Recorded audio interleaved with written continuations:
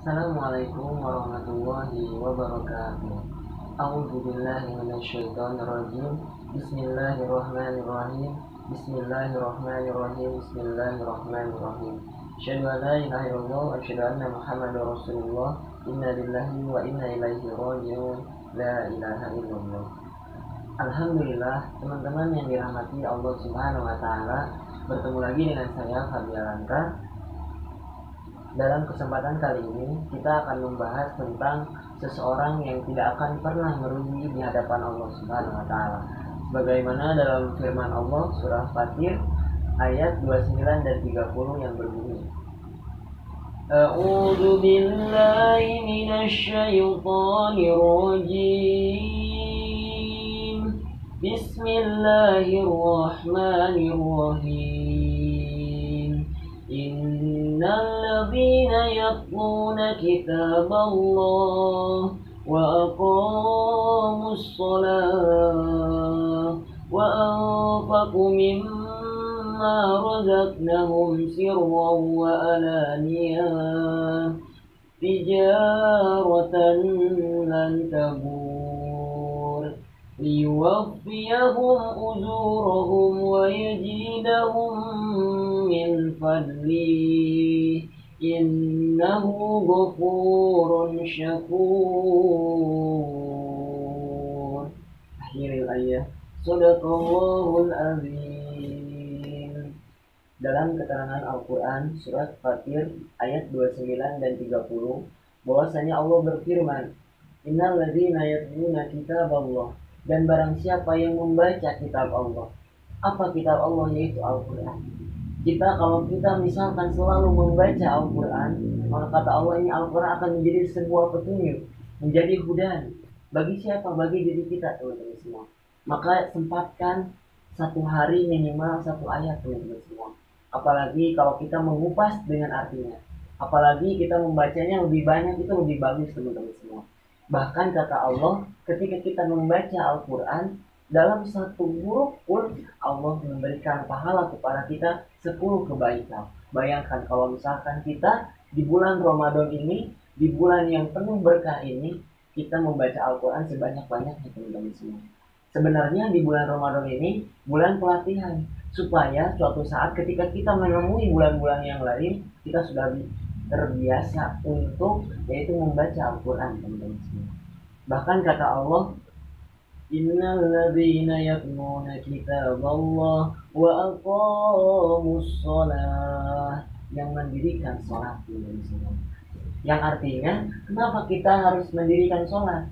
Karena sholat itu, teman-teman semua, dalam Al-Quran, Inna sholata tanha anil fahsya'i wal munkar. Jadi sholat itu yang mencegah dari perbuatan keji dan munkar, teman-teman semua. Apalagi kita bisa melaksanakan sholat itu yaitu tepat waktu, berjamaah di masjid lagi. Itu keren banget, teman-teman semua. Jangan ngaku anak muda kalau kita masih sholat di rumah, teman-teman semua. Tapi sholatlah kita berangkat ke masjid. Ketika Allah memanggil kita, Allahu Akbar, Allahu Akbar, kita harus bergegas menjemput panggilan Allah Subhanahu wa taala. Itu hamba yang keren itu yang seperti itu, teman-teman semua. Bahkan kata Allah, wa anfiqu mimma rajatnahum sirran wa alaniyah, dan mereka yang menafkahkan sebagian rezeki yang telah Allah berikan kepada mereka, baik sembunyi ataupun terang-terangan, mereka lah kata Allah yang mengharapkan perniagaan yang tidak akan merugi, teman-teman semua. Kenapa kita harus bersedekah, teman-teman semua? Karena kata Allah, seseorang tidak akan sempurna amalnya kalau mereka tidak akan menafkahkan sebagian rezeki yang mereka cintai, teman-teman semua.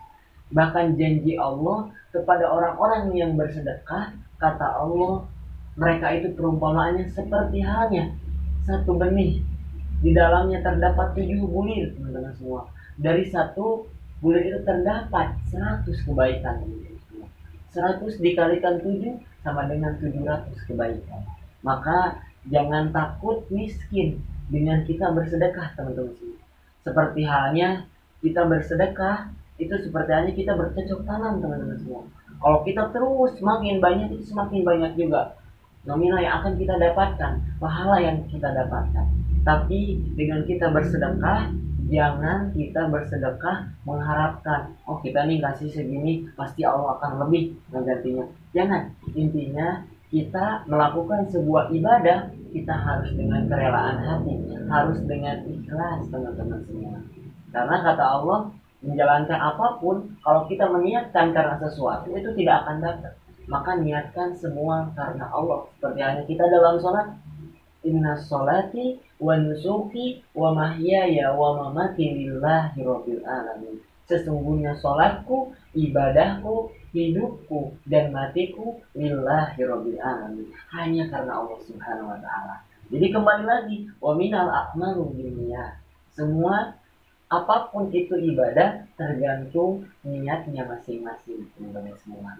Bahkan kata Allah di ayat 30-nya, Allah menjelaskan kembali, liyuwaffiyahum ujurahum wa yazidahum min fadli innahum ghafurun syakur. Itu kata Allah, Allah akan menyempurnakan pahala mereka, kata Allah, dan Allah akan menambah karunia kepada mereka. Dan Allah Maha Pengampun, bagi Allah Maha Mensyukuri, teman-teman semua. Lihat begitu baiknya Allah. Inilah seseorang yang menjalankan 3 amalan yang tadi. Pertama, kata Allah, mereka selalu membaca kitab Allah. Kedua, mereka selalu mendirikan sholat tepat pada waktunya. Dan ketiga, mereka selalu bersedekah, menginfakkan sebagian hartanya di jalan Allah. Itu Allah yang jamin mereka tidak akan pernah merugi. Kalau kita bisnis dengan manusia, itu pasti akan ada ruginya, teman-teman semua. Tapi kalau misalkan kita berbisnis dengan Allah, itu tidak akan pernah merugi, teman-teman semua. Segitu yang dapat saya sampaikan. Mudah-mudahan bermanfaat untuk teman-teman semua. Barakallahu fiikum.